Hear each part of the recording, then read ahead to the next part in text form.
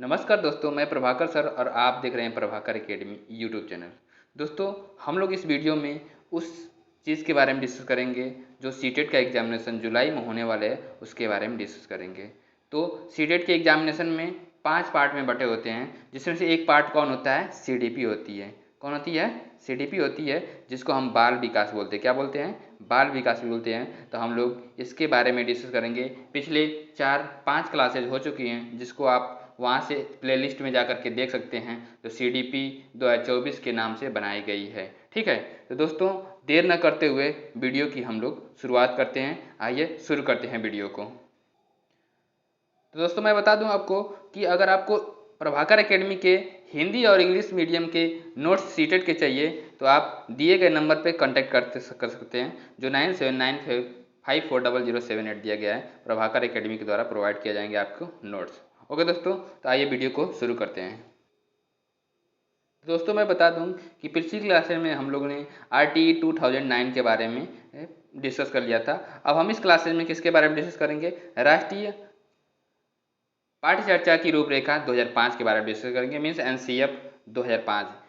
कभी कभी ये पूछ लिया जाता है कि NCF का फुल फॉर्म क्या होता है? तो नेशनल करिकुलम फ्रेमवर्क 2005। ठीक है, तो इसमें क्या दिया गया है उसके बारे में डिस्कस करते हैं। राष्ट्रीय पाठ्यचर्या की रूपरेखा 2005 एक ऐसा दस्तावेज है जिसमें ऐसे विषयों पर चर्चा की गई है कि बालकों को क्या और किस प्रकार से पढ़ाया जाना चाहिए, मीन्स बच्चों को क्या पढ़ाया जाना चाहिए और किस प्रकार से पढ़ाया जाना चाहिए, इसके बारे में डिस्कस किया गया है। किसमें NCF 2005 के बारे में डिस्कस किया गया है, मीन्स नेशनल करिकुलम फ्रेमवर्क के बारे में ऐसे डिस्कस किया गया कि कैसे बच्चों को पढ़ाया जाए और क्या पढ़ाया जाए। ठीक है, तो और क्या पॉइंट दिए गए हैं इसको भी डिस्कस करते हैं। NCF 2005 में क्या दिया गया है कि ज्ञान को स्कूल के बाहरी जीवन से जोड़ा जाना चाहिए, means daily to daily life में हमको जोड़ना चाहिए, डे टू डे लाइफ में इसको जोड़ना चाहिए। Knowledge should be linked to the outdoor life of the school के बाहरी जीवन से जोड़ना चाहिए। अगर हम लोग उसको बाहरी जीवन से जोड़ दे रहे हैं तो बच्चों को वो सारी चीज़ें हमेशा लर्न रहेंगी, हमेशा के लिए,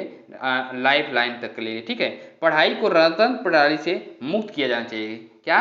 पढ़ाई को रटंत्र प्रणाली से हमको मुक्त कर देना चाहिए। ठीक है, study should be freed from the rod system से हमको इसे दूर लेके जाना चाहिए स्टडी को। ठीक है, क्या है? पाठ्य चर्चा, थर्ड पॉइंट क्या है? पाठ्य चर्चा पाठ्य पुस्तक केंद्रित नहीं होना चाहिए, केवल पाठ्य पुस्तक केंद्रित ही नहीं होना चाहिए। उनको ऐसे करना चाहिए, अगर उनके पास अगर बुक भी नहीं है तब भी वो सारी चीज़ें उनको दिमाग में वो सारी चीज़ें रहनी चाहिए। ठीक है, curriculum should not be text book centre नहीं होने चाहिए। ठीक है, उसके बाद नेक्स्ट पॉइंट क्या है कि विद्यालय में दी जाने वाली शिक्षा को विभिन्न प्रकार की गतिविधियों से जोड़ा जाना चाहिए। विद्यालय में जो शिक्षा दी जाती है उनको अलग अलग एक्टिविटी के द्वारा जोड़ देना चाहिए। ठीक है, the education provide in the school should be linked to the various types of activities, अलग अलग एक्टिविटी से जोड़ दिया जाना चाहिए। ठीक है दोस्तों, और नेक्स्ट पॉइंट क्या दिया हुआ है? राष्ट्रीय मूल्यों के प्रति आस्थावान विद्यार्थी तैयार किए जाना चाहिए। क्या? जो राष्ट्रीय मूल्य जो हैं उसके प्रति आस्थावान आशावादी विद्यार्थियों को तैयार किया जाना चाहिए। ठीक है, student should be prepared for national value के लिए उनको तैयार करना चाहिए। ठीक है, उसके बाद नेक्स्ट पॉइंट क्या दिया हुआ है कि राष्ट्रीय पाठ्य चर्चा की रूपरेखा 2005 के कौन कौन से सुझाव प्रमुख थे उसके बारे में डिस्कस करते हैं। क्या? बालक सक्रिय होना चाहिए। क्या होना चाहिए? बालक सक्रिय होना चाहिए, चाइल्ड एक्टिव होना चाहिए, और वह स्वयं से जाने और सीखे और नई चीज़ों को आजमाए, जोड़ तोड़ करे और गलतियां करे और स्वयं सुधार करे। मीन्स लर्निंग बाय डूइंग करना चाहिए। कैसे? करके सीखना चाहिए। जब लर्निंग बाय डूइंग करेगा बच्चा तो वो ज़्यादा दिन तक उस चीज़ों को सीखा रहेगा। ठीक है, सीखना सक्रिय जो होता है, सीखना सक्रिय, लर्निंग एक्टिव होना चाहिए, वह सामाजिक गतिविधि सोशल एक्टिविटी होनी चाहिए। ठीक है, जो बच्चे सीखते हैं वो कैसी होनी चाहिए? एक्टिव लर्निंग होनी चाहिए, और उसके बाद सोशल एक्टिविटी के गतिविधि के अनुसार भी उसको सिखाना चाहिए। ठीक है, सीखने में यांत्रिकता का बार बार नहीं होना चाहिए, यांत्रिकता उसमें बार बार नहीं होनी चाहिए। ठीक है, उसके बाद क्या है? नेक्स्ट पॉइंट क्या है कि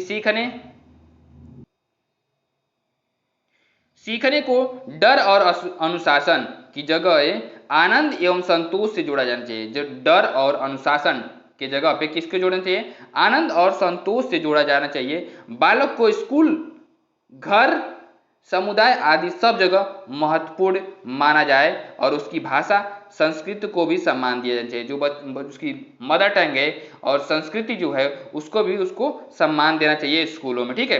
प्राथमिक स्तर पे, प्राइमरी लेवल पे पाठ चर्चा की सभी गतिविधियों में भाषा, यहाँ पे आशा लिख दिया गया है बट ये भाषा है, भाषा व गणित महत्वपूर्ण स्थान माना गया है। क्या माना गया है? जो लैंग्वेज है और जो गणित है उसको महत्वपूर्ण स्थान माना गया है। किसमें? प्राइमरी लेवल पे।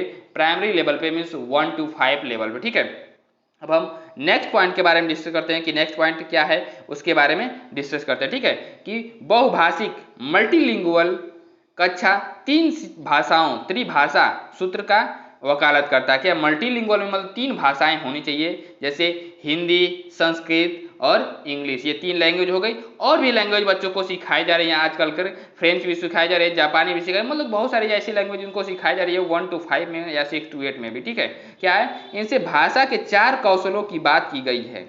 जो इनमें जो है भाषा की 4 कौशलों के बारे में बात की गई है। कौन कौन से है? सुनना, बोलना, पढ़ना, लिखना। मैं दोस्तों ये बता दूं, ये पूछा जाए कि भाषा के लैंग्वेज के 4 कौशल कौन कौन से हैं, तो सुनना, बोलना, पढ़ना, लिखना है। इसका क्रम भी पूछ देता है कि सबसे पहले बच्चा क्या सीखेगा, तो सुनना सीखेगा, उसके बाद बोलेगा, उसके बाद पढ़ेगा, उसके बाद लास्ट में जाकर के सीखेगा, ठीक है। इसको हम ऐसे भी याद करते हैं, सुबोपली। सुबोपली मतलब सबका एक एक वर्ड ले लेंगे तो याद हो जाए कि जो भाषा के 4 कौशल है कौन कौन से हैं, तो सुनना, बोलना, पढ़ना, लिखना। किसी भी प्रकार की, नेक्स्ट पॉइंट क्या है, किसी भी प्रकार की सूचना को ज्ञान मानने से बचा जाना चाहिए। क्या? जो कोई भी सूचना होती है उसको ये मत मान जाइए कि ज्ञान है वो, ठीक है। यहाँ पे ज्ञान होना चाहिए, ज्ञान नहीं है। यहाँ पे ज्ञान मानने से बचा जाना चाहिए। हर एक प्रकार की सूचना ज्ञान नहीं होती, ठीक है। कि विद्यार्थियों को दी जाने वाली शिक्षा में शिक्षण सूत्र जैसे ज्ञात से अज्ञात की ओर लेके जाना चाहिए। जो चीजें उसको ज्ञात है उससे फिर दूर की वस्तु दिखाने की बातें की जानी चाहिए, ठीक है। और मूर्त से अमूर्त जो चीजें दिखाई दे रही है फिर उसके अब्स्ट्रैक्ट थिंकिंग के बारे में बताना चाहिए। और आदि शिक्षण सूत्रों की अधिक से अधिक प्रयोग किए जाना चाहिए। क्या? इन ज्ञात से अज्ञात, उसके साथ साथ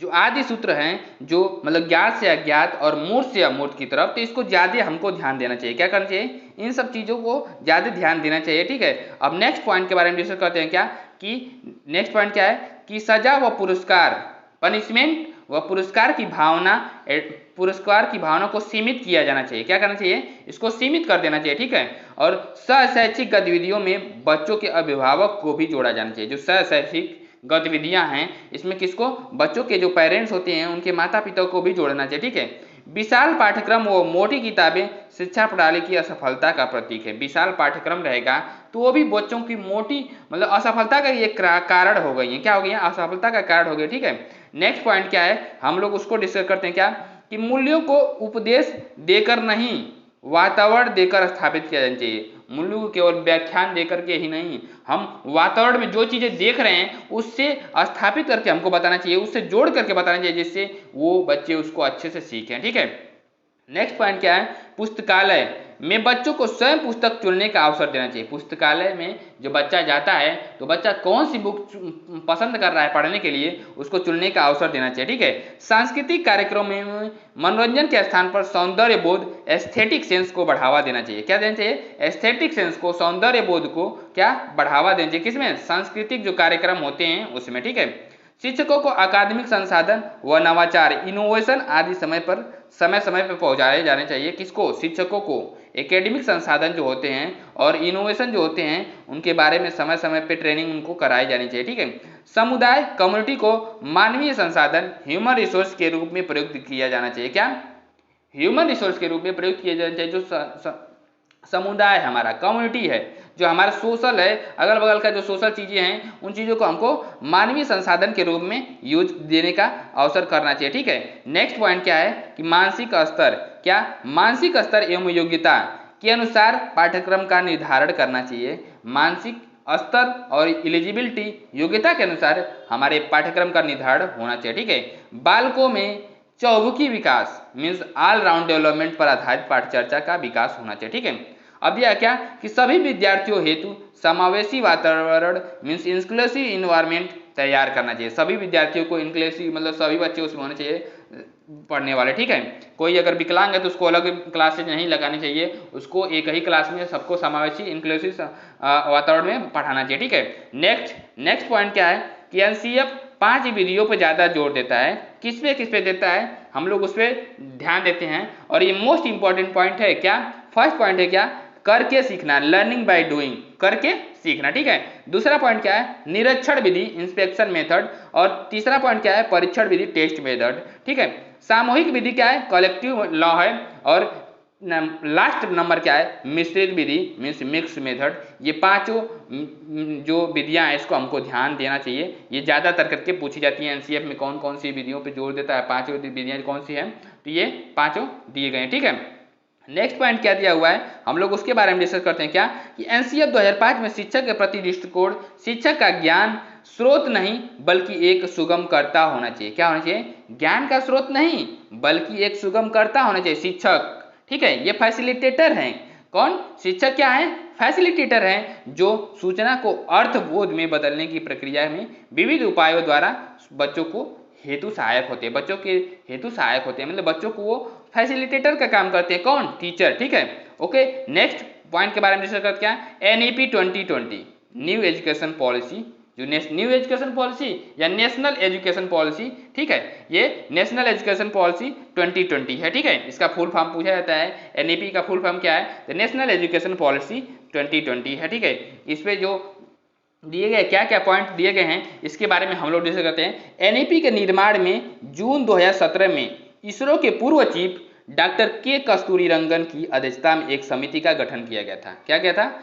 एक समिति का गठन किया गया था। इस समिति में मई 2019 में एनईपी का मसौदा तैयार किया गया था। क्या किया था, एनईपी का मसौदा तैयार किया था के कस्तूरीरंगन की समिति की अध्यक्षता में, ठीक है। उसके बाद क्या, नेक्स्ट पॉइंट क्या है, नेशनल एजुकेशन पॉलिसी 2020 वर्ष 1968 और वर्ष 86 के बाद स्वतंत्र भारत की तीसरी शिक्षा नीति है। क्या है ये, स्वतंत्र भारत की ये तीसरी शिक्षा नीति है।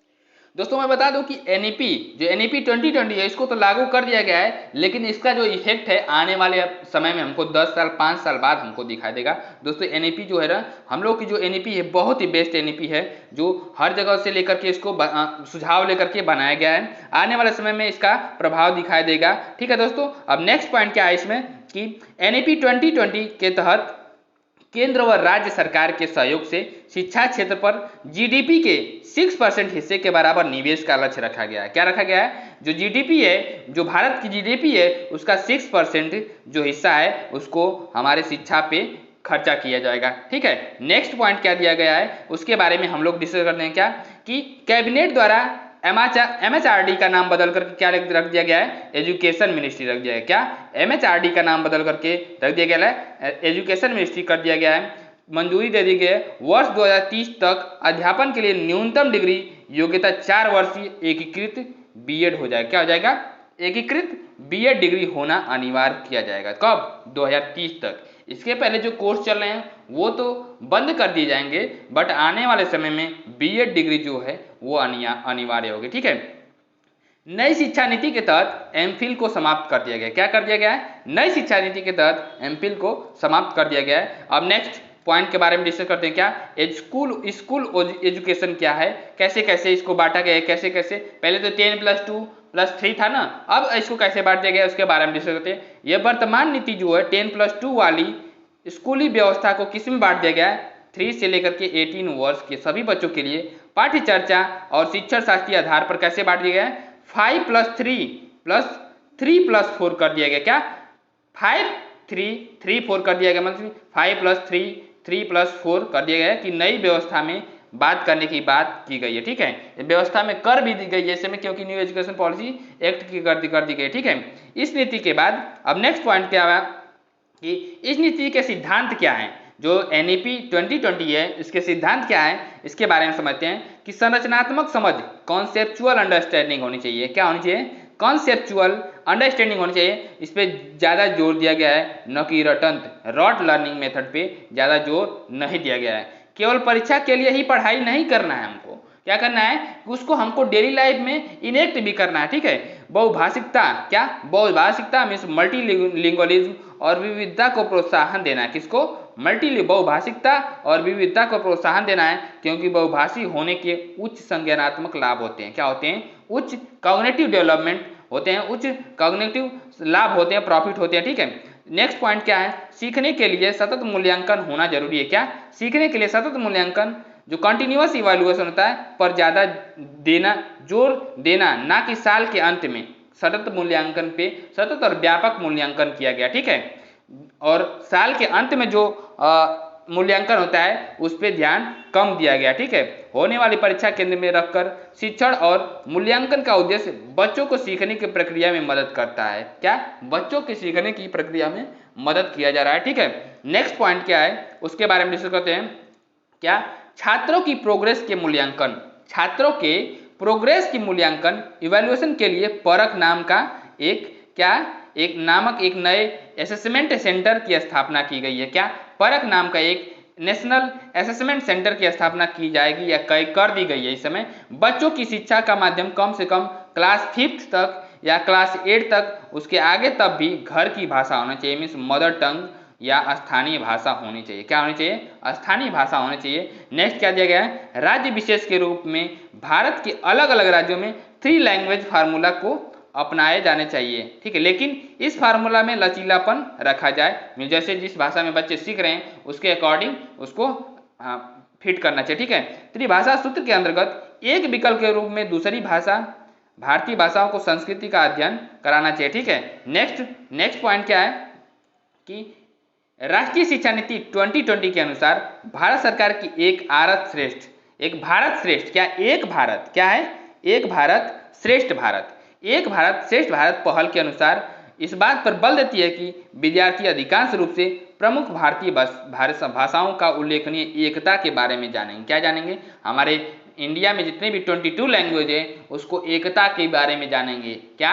एकता के बारे में जानेंगे। अगर उन सभी लैंग्वेज को एक जगह जोड़ कर दिया जाएगा तो एकता हो जाएगा। ठीक है, कक्षा 6 के लिए एक अतिरिक्त भाषा के रूप में शास्त्रीय भाषा क्लासिकल लैंग्वेज क्या क्या है कि तमिल, तेलुगु, कन्नड़, मलयालम, उड़ीसा और पाली और फारसी आदि का अध्ययन कराया जाएगा। ठीक है, कक्षा 6 के रूप में क्लासिकल लैंग्वेज के रूप में। ठीक है, माध्यमिक स्तर पे एक अतिरिक्त विकल्प के रूप में विदेशी भाषा कोरियन, जापानी, थाई, फ्रेंच, जर्मन, स्पेनिश, पुर्तगाली और रूसी का अध्ययन कराना चाहिए। इस समय ये सारी लैंग्वेज जो है चलाई जा रही हैं स्कूलों में। ठीक है, तो ये सारे लैंग्वेज में से कोई ना कोई एक लैंग्वेज का अध्ययन कराना चाहिए, विदेशी लैंग्वेज को, क्योंकि अगर बच्चा विदेश में जा रहा है आने वाले समय में तो उसको लैंग्वेज सीखने में कोई भी प्रॉब्लम नहीं होगी। ओके दोस्तों, अब हम लोग नेक्स्ट पॉइंट के बारे में डिस्कस करते हैं कि नेक्स्ट पॉइंट क्या है उसके बारे में डिस्कस करते हैं। NEP 2020 यह सीखना कि कैसे सीखना है। NEP 2020 बोलती है कि यह सीखना उसमें है कि कैसे किसी चीज को सीखा जाता है और मानकीकरण से लचीलापन की तरफ है। क्या?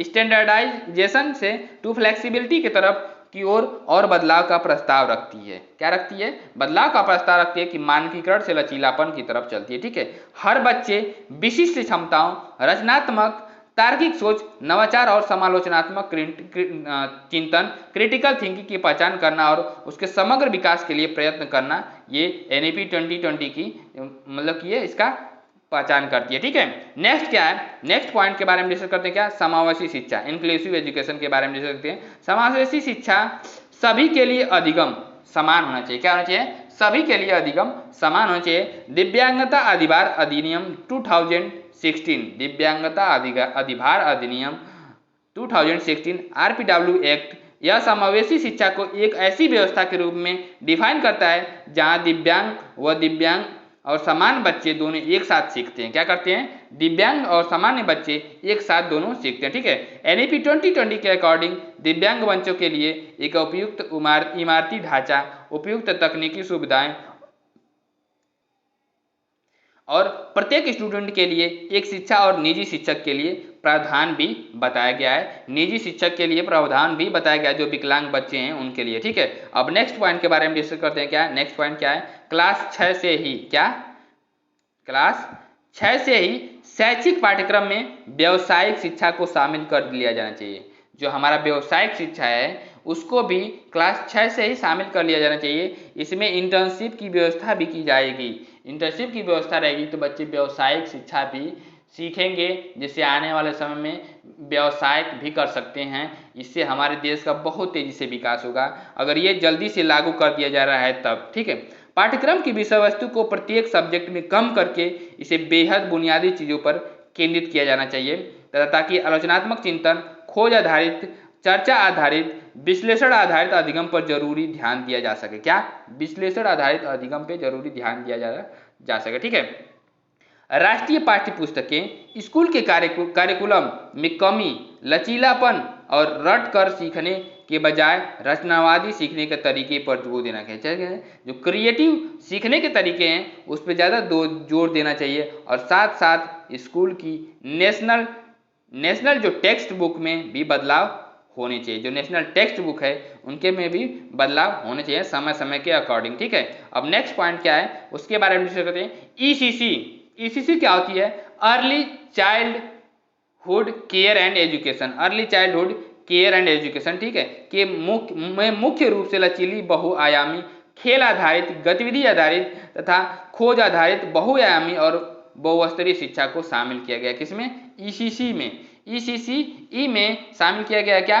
लचीली, बहुआयामी, खेल आधारित, गतिविधि आधारित, खोज आधारित, बहुआयामी आधारित और बहुस्तरीय शिक्षा को शामिल किया गया है ईसीसी में। ठीक है, ये यहाँ पे पूछा जाता है कि कौन कौन से चीज़ों को शामिल किया गया है इसमें। स्कूल तैयारी, क्या? स्कूल मॉड्यूल तैयारी में यह एक 3 महीने का प्ले आधारित है। क्या? प्ले आधारित मॉड्यूल है जो एनसीईआरटी और सीईआरटी द्वारा उन बच्चों के लिए बनाया जाएगा जो क्लास 1 में एडमिशन के कुछ ही हफ्तों के बाद सहपाठियों में बिछड़ जाते हैं। क्या? सहपाठियों से पिछड़ जाते हैं, उनके बारे में ये सारे प्ले मॉड्यूल के बारे में दिया गया क्लास 1 में एडमिशन के पहले। ठीक है, उसके बाद क्या है, नेक्स्ट पॉइंट क्या दिया गया है उसके बारे में हम लोग डिस्कस किया। एनईपी 2020 के अनुसार लर्निंग अधिगम जो है प्रयोगात्मक एक्सपीरियंशियल होना चाहिए। क्या? एक्सपीरियंशियल होना चाहिए, जिसमें स्वयं करके सीखना, लर्निंग बाय डूइंग, और प्रत्येक सब्जेक्ट में कला और खेल को एकीकृत किया जाना चाहिए। प्रत्येक क्षेत्र में कला और खेल को एकीकृत किया जाना चाहिए और एनसीईआरटी और सीईआरटी के मार्गदर्शन में राज्यों और केंद्र शासित प्रदेश द्वारा सभी स्टूडेंट के स्कूल बेस्ड असेसमेंट के आधार पर तैयार होने वाले और पेरेंट को दिए जाने वाले प्रोग्रेस कार्ड को पूरी तरह से नया स्वरूप दिया जाएगा। क्या दिया जाएगा? नया स्वरूप दिया जाएगा। और ये प्रोग्रेस कार्ड जो है कैसा होना चाहिए? ये प्रोग्रेस कार्ड जो है प्रगति पत्र एक समग्र 360 डिग्री का होना चाहिए, बहुआयामी मीन्स मल्टी डायमेंशनल कार्ड होगा, जिसमें सभी स्टूडेंट के संज्ञानात्मक मीन्स कॉग्निटिव और भावात्मक मीन्स अफेक्टिव और साइकोमोटर डोमेन के बारे में, विकास के बारे में बारीकी से किए गए विश्लेषण का ब्यूरर स्टूडेंट की विशेषताओं समेत दिया जाएगा। वो 360 डिग्री का क्या रहेगा? प्रोग्रेस कार्ड रहेगा। ठीक है, अब नेक्स्ट पॉइंट के बारे में डिस्कस करते। क्या टैग वर्ड क्या है कि अगर सीटेट में पूछा जा रहा है तो कैसे पूछा जाएगा? टैग वर्ड क्या है? अब निगेटिव वर्ड, और देखिए जिसमें जिस ऑप्शन में निगेटिव वर्ड रहेगा उस ऑप्शन को हमको पहले ही इग्नोर कर देना है, मीन्स उसको इलिमिनेट कर दे। जैसे केवल जिसमें दिया रहेगा, मात्र दिया रहेगा, सिर्फ दिया रहेगा, ओनली दिया रहेगा, तो उस ऑप्शन को हमको पहले ही खत्म कर देना है। ठीक है, ये निगेटिव वर्ड है। ठीक है, ये इन सब को चीज़ को ध्यान ही नहीं देना है और उसके बाद जो बचा है उस ऑप्शन को हमको उस पर ज़्यादा सोचने की जरूरत है। ठीक है, रटना, याद करना, मेमोरी, कंठस्थ करना, रॉट लर्निंग, ये सब क्या है? निगेटिव वर्ड्स हैं। ये निगेटिव वर्ड्स है। क्या है? ये सब निगेटिव वर्ड्स है। ठीक है, इन सब चीज़ों पर अगर ये ऑप्शन में आ गए इन पर ध्यान नहीं देना। ठीक है, दंड, पनिशमेंट पे भी ध्यान नहीं देना है, क्योंकि सजा पे नहीं ध्यान देना है। समस्या, बोझ, हतोत्साहित, डिस्करेज, भय, इन सब सारी चीज़ों पे भी हमको ध्यान नहीं देना है, क्योंकि ये निगेटिव वर्ड्स हैं। अगर ऑप्शन में ये आ गए इन सबों को निगेटिव के वर्ड्स में भी देखना चाहिए, की वर्ड्स में। ठीक है, जैसे मान लीजिए अगर नहीं जो दिया गया है तो अब ध्यान देंगे हाँ ये दंड रहेगा, तो मतलब ये चीज़ें नहीं होनी चाहिए बच्चों के साथ। ठीक है, नेक्स्ट क्या है? पुस्तक केंद्रित नहीं होना चाहिए, शिक्षक केंद्रित नहीं होना चाहिए। क्या होना चाहिए? चाइल्ड सेंटर्ड होना चाहिए। ठीक है, खाली स्लेट जो बच्चा होता है, खाली स्लेट नहीं होता है, अगर ये बोला जा रहा है तो वो निगेटिव वर्ड्स है। ठीक है, कोरी पट्टियाँ या लैंगिक असमानता भी नहीं करना चाहिए। अगर मेल है तो मेल ये चीज़ें सीखेंगे और फीमेल है दूसरी चीज़ों को सीखेंगे, ऐसी कोई बात नहीं है। लैंगिक असमानता जो है ये करेंगे तो ये निगेटिव वर्ड्स में आ जाएंगे। ठीक है, तो उसके बाद नेक्स्ट क्या है? बच्चे के विचार, मातृभाषा त्रुटियों को महत्व देना चाहिए हमको। अगर नहीं देते हैं तो ये निगेटिव वर्ड्स में, ऐसे अगर ऑप्शन नहीं देने की बात आ गई तो ये निगेटिव वर्ड्स में आ जाएंगे। किस में आ जाएंगे? निगेटिव वर्ड्स में आ जाएंगे। नेक्स्ट क्या है? निष्क्रिय, बच्चे जो होते हैं एक्टिव लर्नर होते हैं। इसलिए यहाँ पे निष्क्रिय दिया गया है, जहाँ पे निष्क्रिय आ जाएगा तो हम उस ऑप्शन को क्या कर देंगे, कैंसिल आउट करने की ज़्यादा कोशिश करेंगे। ठीक है, अब नेक्स्ट पॉइंट के बारे में दिया गया है क्या, उसके बारे में डिस्कस करते हैं। रोजगार, व्यावसायिक, उच्च ग्रेड की शिक्षा, ये सारी चीज़ों ये निगेटिव है। ठीक है, निगेटिव वर्ड्स ऐसे आते हैं तो निगेटिव। तकनीकी वैज्ञानिक शब्दावली का भी हमको क्या करना चाहिए, निगेटिव चीज़ों में आते हैं। सीमित है, अगर हम किसी भी चीज़ को सीमित कर दे रहे हैं तो ये भी निगेटिव में आएगा। व्याख्या मतलब 1 to 5 के लिए बताया जा रहा है। व्याख्यान विधि, परिभाषा विधि बच्चों के लिए भी ज़्यादा हेल्पफुल नहीं है। ठीक है, ये निगेटिव में आ जाएगा। मानकीकृत, स्टैंडर्डाइज भी करना चाहिए, और वेधन और अभ्यास, ड्रिल और प्रैक्टिस भी क्या होना चाहिए, ये इसमें नहीं आना चाहिए। ठीक है, निगेटिव्स में है। उसके बाद निगेटिव कीवर्ड्स हैं ये, करण विधि, एल्गोरिदम, पृथक्करण और नामांकित, सेग्रेगेशन और लेबलिंग। उसके बाद कंपेयर विधि और योगात्मक आकलन, समेटिव असेसमेंट, उपेक्षा, इग्नोर करना, अनुशासन, जो डिसिप्लिन है, ये निगेटिव वर्ड्स में आते हैं। किस में आते हैं, निगेटिव टैग वर्ड्स में आते हैं। अगर ये सारी चीज़ें आते हैं तो यहाँ पे हम कैंसिल आउट करने की कोशिश करेंगे ज़्यादा, या निगेटिव में अगर ये आ जाते हैं, अगर उसमें नहीं पूछ दिया है तो इन सब चीज़ों पे ऑप्शन ज़्यादा लगाने की कोशिश करेंगे। अब नेक्स्ट पॉइंट के बारे में डिस्कस करते हैं क्या, पॉजिटिव वर्ड्स। पॉजिटिव वर्ड्स जो बच्चों के बारे में जो पॉजिटिव चीज़ें हैं उसके बारे में। सर्वांगीण विकास, बच्चों का विकास कैसा होना चाहिए, सर्वांगीण होना चाहिए। तो ये इस पे ध्यान देंगे, अगर कहीं पे सर्वांगीण दिया है तो वो वाले ऑप्शन ज़्यादा सही होने की चांसेस होते हैं। ठीक है, लर्निंग बाय डूइंग, करके सीखना, लर्निंग बाय डूइंग जहाँ पे रहेगा तो वो ऑप्शन ज़्यादा सही होने की चांसेज है। हस्तपरक, अनुभव, हैंड ऑन एक्टिविटी, सम्मान, लगाव, प्रोत्साहन, इनकरेज, ये सारी चीज़ें भी क्या है, पॉजिटिव वर्ड्स में आते हैं। जिज्ञासा, बच्चे जब क्वेश्चन करते हैं तो उसको जिज्ञासु बोलते हैं, क्यूरियोसिटी बोलते हैं। ठीक है, बाल केंद्रित होना चाहिए, जो टीचिंग है कैसी होनी चाहिए, बाल केंद्रित होना चाहिए। और व्यवहारिक कुशलता होनी चाहिए, कोई भी चीज़ व्यवहार को देख करके सीख रहा है बच्चा तो वो चीज़ें पॉजिटिव वर्ड्स में आएंगे। नेक्स्ट क्या है, वास्तविक और दैनिक जीवन से जोड़ना चाहिए। किसी भी जो चीज़ें पढ़ाई जा रहे हैं उसको वास्तविक और दैनिक जीवन से ऐड करना चाहिए। ठीक है, लोकतांत्रिक, डेमोक्रेटिक और प्रजातांत्रिक वातावरण बनाना चाहिए। कैसा, प्रजातांत्रिक वातावरण बनाना चाहिए। समावेशी शिक्षा होना चाहिए, समावेशी शिक्षा या समावेशी कक्षा होना चाहिए। मीन्स दोनों में विकलांग बच्चे हैं या सामान्य बच्चे हैं तो दोनों को एक ही साथ में कक्षा में बैठा करके पढ़ाना चाहिए। विकलांग बच्चों दोनों को एक साथ में बैठा करके क्लास में पढ़ाना चाहिए। ठीक है, दृश्य और श्रव्य सामग्री दोनों का यूज करना है। कौन, दृश्य और श्रव्य सामग्री दोनों का यूज करना चाहिए हम लोगों को पढ़ाते समय। ठीक है, संसाधन का भी यूज करना चाहिए। विभिन्न संदर्भों में भाषा का प्रयोग करना चाहिए। ठीक है, और अवसर, अपॉर्चुनिटी भी बच्चों को ज़्यादा देनी चाहिए। जिस ऑप्शन में अगर अपॉर्चुनिटी के बारे में ज़्यादा दिया गया है तो वो ऑप्शन ज़्यादातर करके सही होने का ऑप्शन चांसेस ज़्यादा है। ठीक है, अब नेक्स्ट पॉइंट के बारे में डिस्कस करते हैं। क्या नेक्स्ट पॉइंट क्या दिया हुआ है उसके बारे में डिस्कस करते हैं। जो बच्चे होते हैं क्या होते हैं, एक्टिव लर्नर होते हैं। क्या होते हैं, एक्टिव लर्नर के बारे में जहाँ पे दिया गया है, मीन्स कहने का मतलब ये है कि वो क्या है कि ज़्यादातर ऑप्शन सही होने के चांसेस ज़्यादा रहेंगे। उसके बाद क्या है, ये पॉजिटिव वर्ड्स में आएंगे। समझना, अंडरस्टैंड, किसी भी चीज़ को समझ रहा है बच्चा, मीन्स वो अंडरस्टैंडिंग उसका लेवल अच्छा हो रहा है। एनसीईआरटी, किसी भी चीज़ को समझ करके करने की ज़्यादा बल देता है। ठीक है, खोजबीन, डिस्कवर करना। ठीक है, समालोचनात्मक चिंतन, क्रिटिकल थिंकिंग करना। क्या करना, क्रिटिकल थिंकिंग करना। मैं बता दूं कि अगर समालोचनात्मक चिंतन दिया गया है मीन्स क्रिटिकल थिंकिंग दी गई, क्या दी गई है, क्रिटिकल थिंकिंग, तो ये पॉजिटिव टैग वर्ड्स में आएंगे। ठीक है, संवेदनशील, सेंसिटिव, अगर बच्चा कोई सेंसिटिव है तो ये भी क्या होगा, किसी भी चीज़ के बारे में सीखने में सेंसिटिव है तो ये किस में आएगा, पॉजिटिव टैग वर्ड्स में आएगा। रचनात्मक आकलन, फॉर्मेटिव असेसमेंट भी पॉजिटिव टैग वर्ड्स में आएगा। नेक्स्ट पॉइंट के बारे में डिस्कस करते क्या कि त्रुटि है, अगर बच्चा लर्निंग बाय डूइंग कर रहा है तो त्रुटि तो करेगा ही, तो ये त्रुटि भी जो होती है पॉजिटिव टैग वर्ड्स में आएंगे। भ्रांतियाँ भी पॉजिटिव टैग वर्ड्स में आएंगे। ठीक है, उसके बाद क्या, मातृभाषा, बच्चे किस में सीखते हैं, मदर टंग में। उसको मदर टंग में सीखना चाहिए, उनको सिखाने की ज़्यादा कोशिश करनी चाहिए मदर टंग में। तो ये क्या भी, ये मदर टंग भी क्या होती है, पॉजिटिव टैग वर्ड्स में आते हैं। बहुभाषिकता क्या होनी चाहिए, मल्टीलैंग्वेज में होनी चाहिए। और चर्चा, डिस्कशन, किसी भी चीज़ को डिस्कशन करते हैं तो बच्चा मीन्स कहने का मतलब ज़्यादा सीख रहा है डिस्कशन के माध्यम से। और संवेग, क्या, संवेग, इमोशन के बारे में भी हमने पिछली क्लास में डिस्कस किया था कि ये पॉजिटिव टैग वर्ड्स में इमोशन भी आता है। अब हम नेक्स्ट पॉइंट के बारे में डिस्कस करते हैं। क्या नेक्स्ट पॉइंट क्या है, हम लोग उसके बारे में डिस्कस करते हैं। शिक्षण अधिगम सामग्री क्या है, शिक्षण अधिगम सामग्री शिक्षण अधिगम सामग्री कौन कौन सी होती हैं, टीचिंग लर्निंग मटेरियल कौन कौन सी होती हैं उसके बारे में डिस्कस करते हैं। शिक्षण प्रक्रिया को सरल बनाने के लिए, क्या, शिक्षण प्रक्रिया को सरल बनाने के लिए, रोचक बनाने के लिए, इंटरेस्टिंग बनाने के लिए आकर्षक बनाने के लिए जिन साधनों या माध्यमों का प्रयोग किया जाता है उन्हें शिक्षण अधिगम सहायक सामग्री बोला जाता है। क्या बोला जाता है? लर्निंग टीचिंग लर्निंग मटेरियल्स बोला जाता है। ठीक है, इनसे प्रभावशाली रुचिकर एवं अस्थायी अधिगम होता है। लर्निंग रॉट लर्निंग नहीं होती है, इससे अस्थायी अधिगम होता है, अस्थायी लर्निंग होता है। ठीक है, इनसे कठिन एवं जो भूतकाल की घटनाओं को आसानी से स्पष्ट किया जा सकता है। ठीक है, इस क्या किया जाता है? आसानी से स्पष्ट किया जाता है। इनसे समय की बचत भी होती है। क्या होती है? जो टीचिंग लर्निंग मटेरियल होते हैं उससे समय की बचत भी होती है। अब नेक्स्ट पॉइंट के बारे में डिस्कस करते हैं। क्या?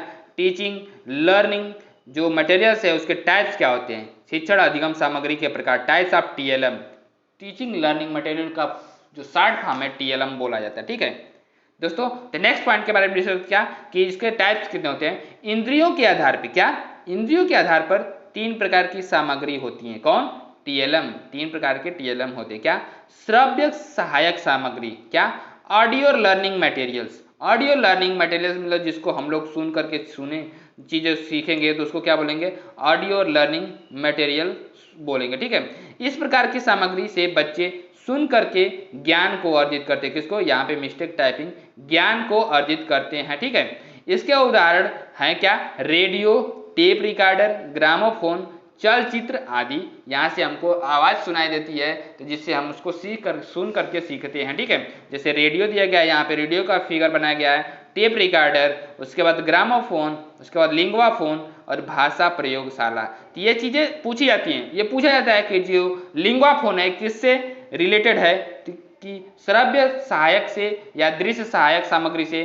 तो ये श्रव्य सहायक सामग्री से है लिंगवा फोन। ठीक है, ये पूछा जाता है सीटेट के एग्जामिनेशन में। अब नेक्स्ट पॉइंट के बारे में डिस्कस करते हैं। क्या? दृश्य, कौन सा पॉइंट? दृश्य सामग्री, visual learning materials means visual learning TLM.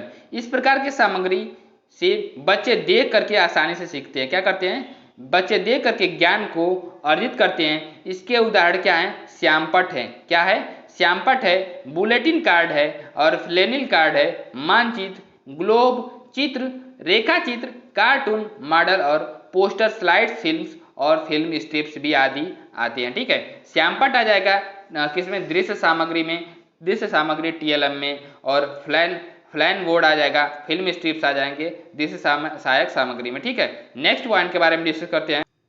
मैं बता दूं कि इंसाइक्लोपीडिया जो होता है ये भी दृश्य सहायक सामग्री में आता है। ठीक है, उसके बाद क्या? पत्र पत्रिकाएं और ग्लोब, ये भी दृश्य सहायक सामग्री में आते हैं। अब नेक्स्ट पॉइंट के बारे में डिस्कस करते हैं।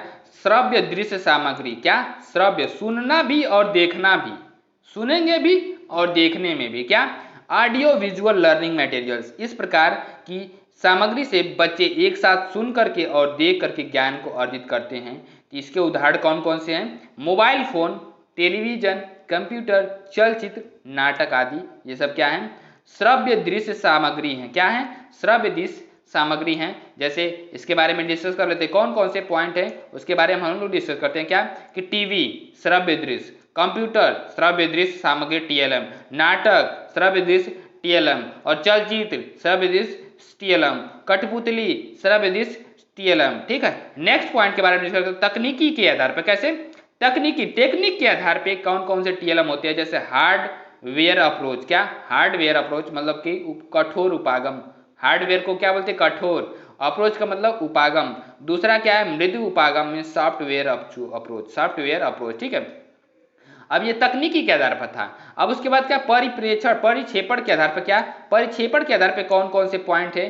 प्रक्षेपी सामग्री कौन से होते हैं? प्रोजेक्टिव मटेरियल कौन कौन से होते हैं? जिन चीजों के प्रदर्शन के लिए मशीनों की जरूरत होती है, जिन चीजों के प्रदर्शन के लिए मशीनों की जरूरत होती है उसे प्रक्षेपी सामग्री बोलते हैं। जैसे slide, film strips, overhead projector, ये क्या आएगा? प्रक्षेपी सामग्री में, प्रोजेक्टिव मटेरियल्स में आ जाएंगे। ठीक है, और अप्रक्षेपी सामग्री कौन सा आ जाएंगे? नॉन प्रोजेक्टिव मटेरियल्स में। तो जिन चीजों के प्रदर्शन के लिए मशीनों की जरूरत नहीं होती है वे अप्रक्षेपी सामग्री होते हैं। जैसे श्यामपट्ट चार्ट पाठ्य पुस्तक आदि ये अप्रक्षेपी सामग्री में आ जाएंगे, टीएलएम में आ जाएंगे। नेक्स्ट पॉइंट के बारे में डिस्कस करते हैं क्या, एनसीईआरटी के अनुसार कौन कौन से चीजें हैं क्या, ग्राफिक्स, चित्र, कॉमिक, कार्टून्स, ये भी यहाँ से भी बच्चे सीखते हैं। डिस्प्ले सामग्री भी है, ब्लैक बोर्ड, जो डिस्प्ले सामग्री कौन है, ब्लैक बोर्ड, बुलेटिन बोर्ड और फ्लैन बोर्ड क्या है, डिस्प्ले सामग्री में है। ग्राफिक्स में कॉमिक्स, कार्टून हो जाएगा। और त्रिआयामी जो है, 3 डायमेंशनल कौन सा आ जाएगा, तो मॉडल आ जाएगा, कोई भी चीज बना के कोई बच्चा लग जाता है, तो ये सारी चीजें हैं, ठीक है।